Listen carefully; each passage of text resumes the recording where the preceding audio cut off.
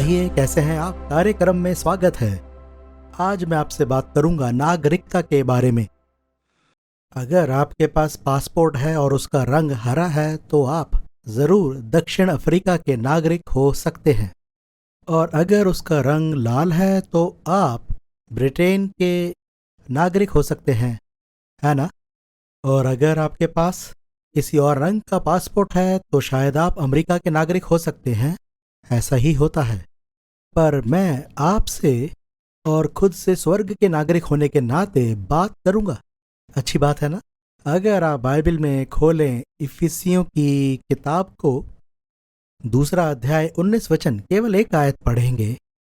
पौलुस कहता है, इसलिए तुम अब परदेशी और मुसाफिर नहीं रहे, परंतु पवित्र लोगों के संगी, स्वदेशी और परमेश्वर के घराने के हो गए। क्या बात है, वाह।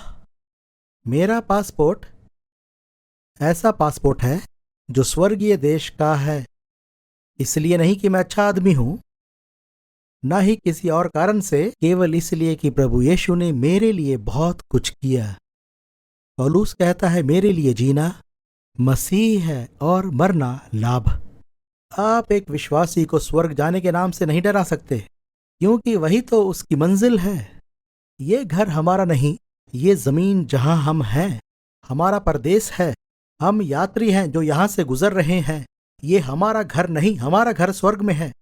मैं चाहता हूं आप इस बात को समझे। हो सकता है आप मुझे सुन रहे हो और कहें, एंगस मेरी जिंदगी सिर्फ 3 महीने की है, मैं बहुत बीमार हूं।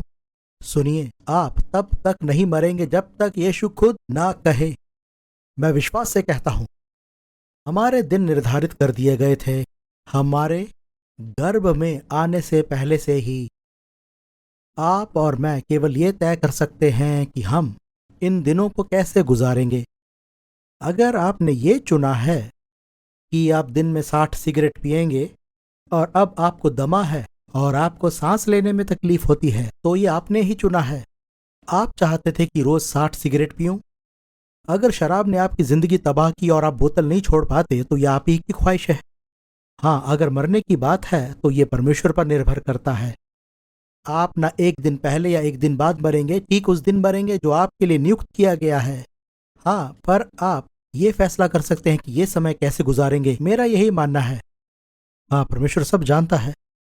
अब अगर आपने यीशु मसीह को अपना उद्धारकर्ता के रूप में स्वीकार किया है तो आप स्वर्ग के नागरिक हैं। कितनी बढ़िया खबर है। आप क्या सोचते हैं?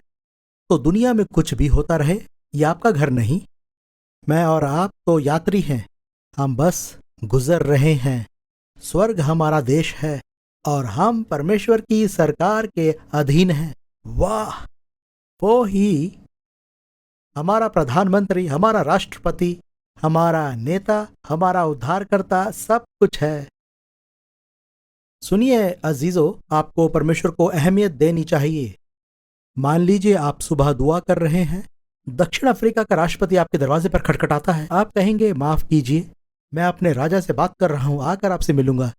हमें परमेश्वर को ऐसी अहमियत देनी चाहिए। रोज दुआ करें, जैसे तेरी मर्जी आसमान पर पूरी होती है जमीन पर भी हो। आखिर स्वर्ग में ही तो हम जाने वाले हैं।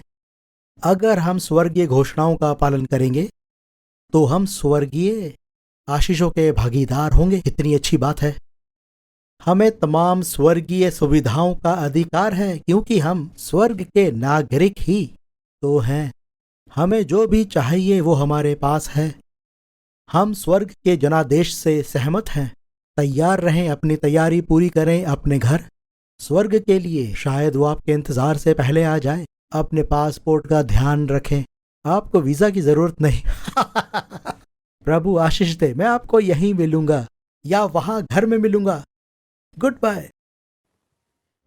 We trust that you have been blessed by today's message. For more information, please visit angusbuchan.com.